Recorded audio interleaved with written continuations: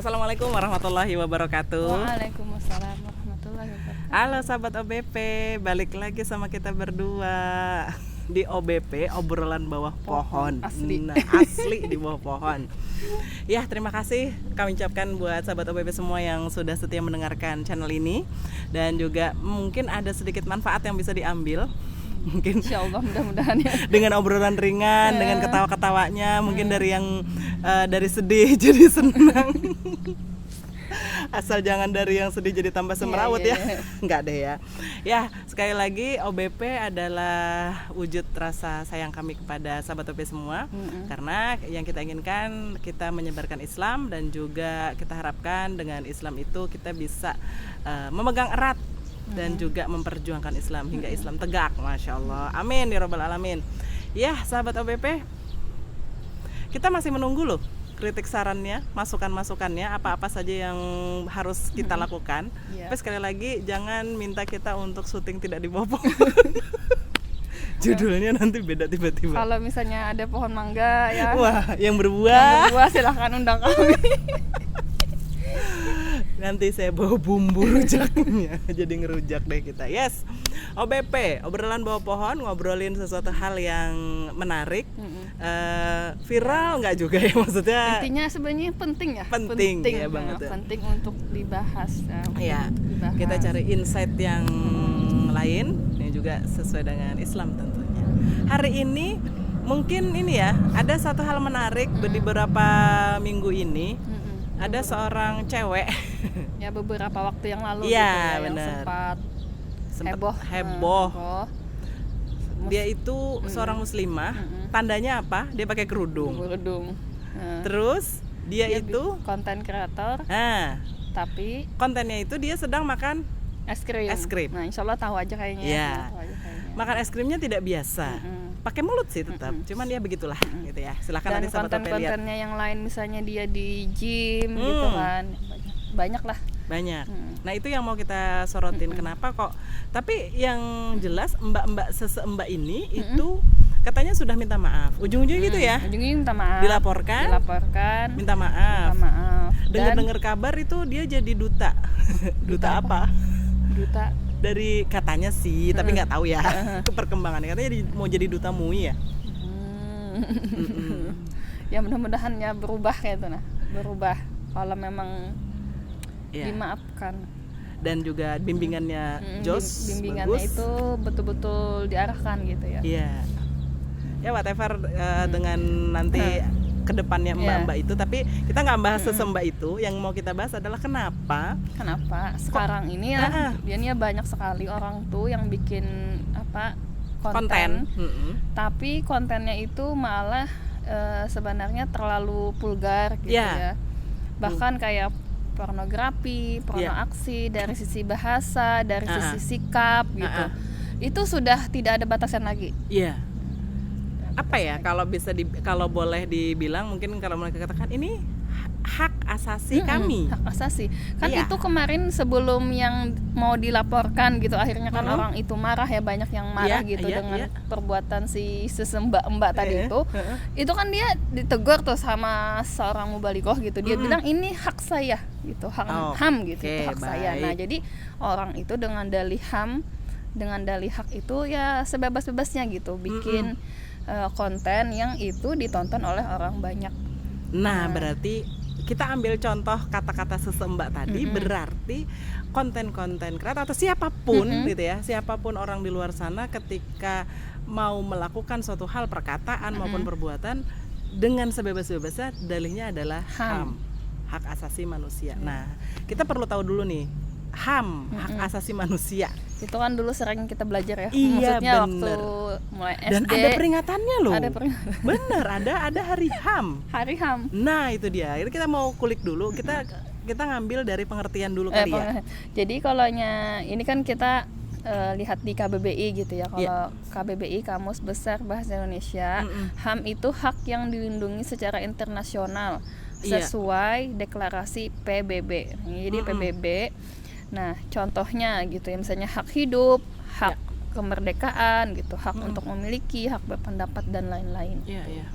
Jadi dia dilindungi secara internasional. Wah. Nah, tapi kalau dari Wikipedia kita cari di Google itu ya, HAM itu adalah sebuah konsep hukum dan normatif.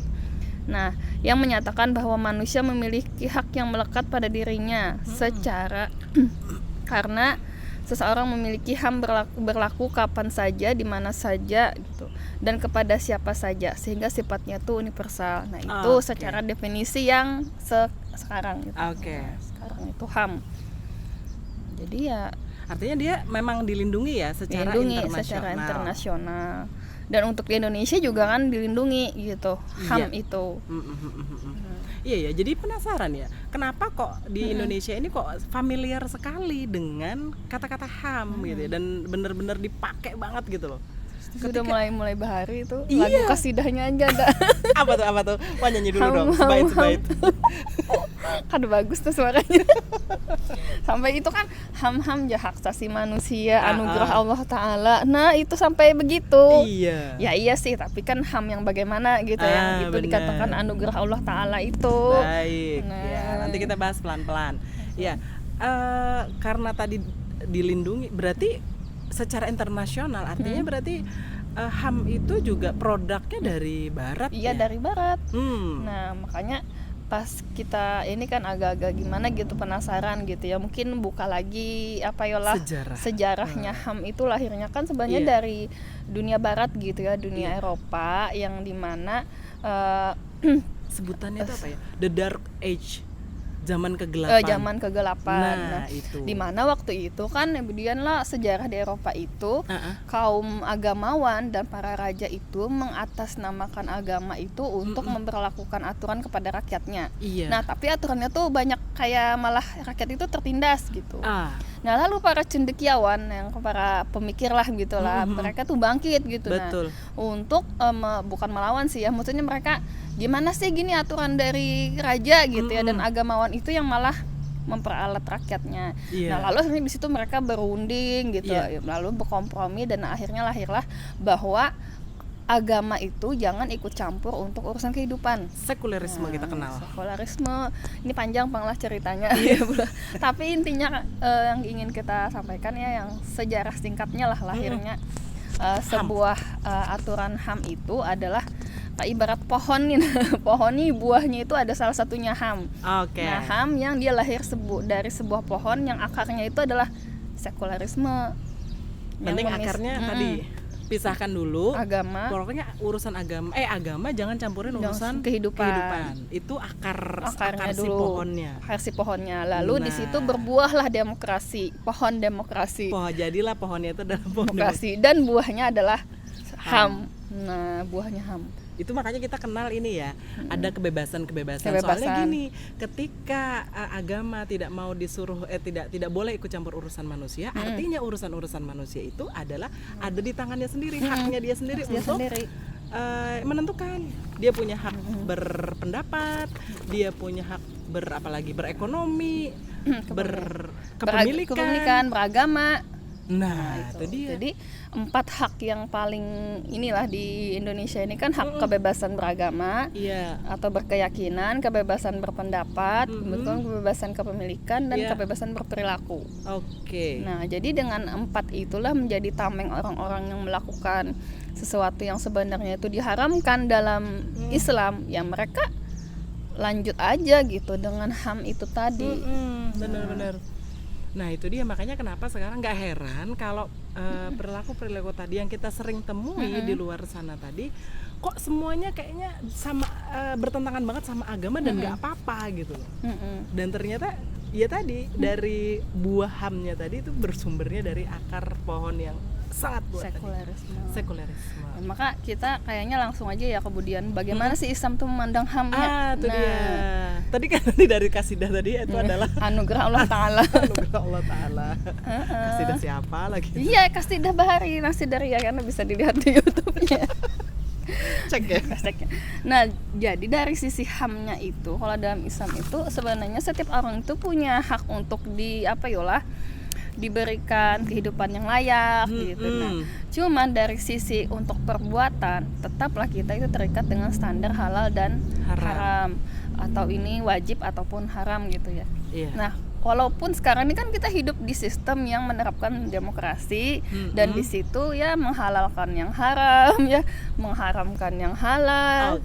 Sekarang tuh kan gini ya faktanya kan dunia begitu, dunia terbalik.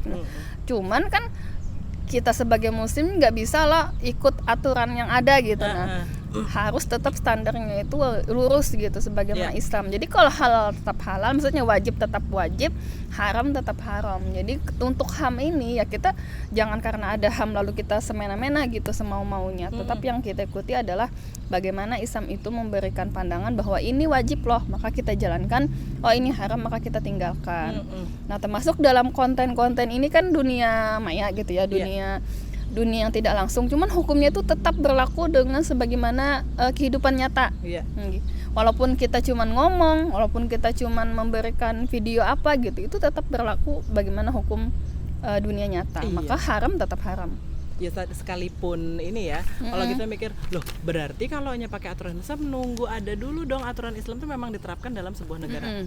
Tidak begitu, karena setiap kita manusia nanti di alam akhirat nanti akan dimintai pertanggungjawaban. Itu dulu. Berarti karena ada itu, berarti kehidupan kita di dunia ya memang harus diatur kayak gimana caranya supaya tetap berada dalam koridor yang sesuai hukum syara. Karena nanti ada pertanggungjawaban. Ngeri ya? Ngeri. Di hukum akhirat gitu kan? Lah di dunia kan lepas gitu. Bahkan dilindungi negara nih. Malah orang-orang yang mengingatkan untuk jangan berbuat salah itu malah dihukum sekarang gitu loh. Nah, tapi hukum akhirat tadi ya, yaumul hisab itu sudah pasti ya, bagi orang beriman itu yakin akan ada. Nah, benar. Yakin akan ada pembalasannya. Makanya kita tidak berani gitu ya. Maksudnya kalau mau melakukan ini, apa nih hukumnya? Apa dalam Islam gitu. Nah, harus cari tahu dulu, paling tidak tahu dulu ya kira-kira kalau saya mengeluarkan kata-kata ini gimana, kalau saya berperilaku begini bagaimana, apalagi misalnya identitasnya udah ketahuan dia muslim, misalnya perempuan seorang muslim dengan muslimah, sengaja gitu ya, dengan sengaja melakukan suatu hal yang katanya itu adalah hak asasi manusia. Nah itu tuh. Dan ini juga kemudian kalau kita tadi ya secara individu kita sudah sadar gitu ya untuk, cuman masalahnya kalau ini hanya mengandalkan individu itu kan manusia di dunia ini kan banyak gitu ya. Bener. Satu sadar, satu tidak sadar, satu tahu, satu tidak tahu gitu lah. Sedangkan godaan kehidupan ini kan luar biasa gitu. Makanya perlu tetap gitu ya adanya sebenarnya aturan yang tetap menjaga masyarakat itu. Nah, supaya ya halal haram itu harusnya tetap tidak bisa mengandalkan individu aja gitu. Kalau ini penting.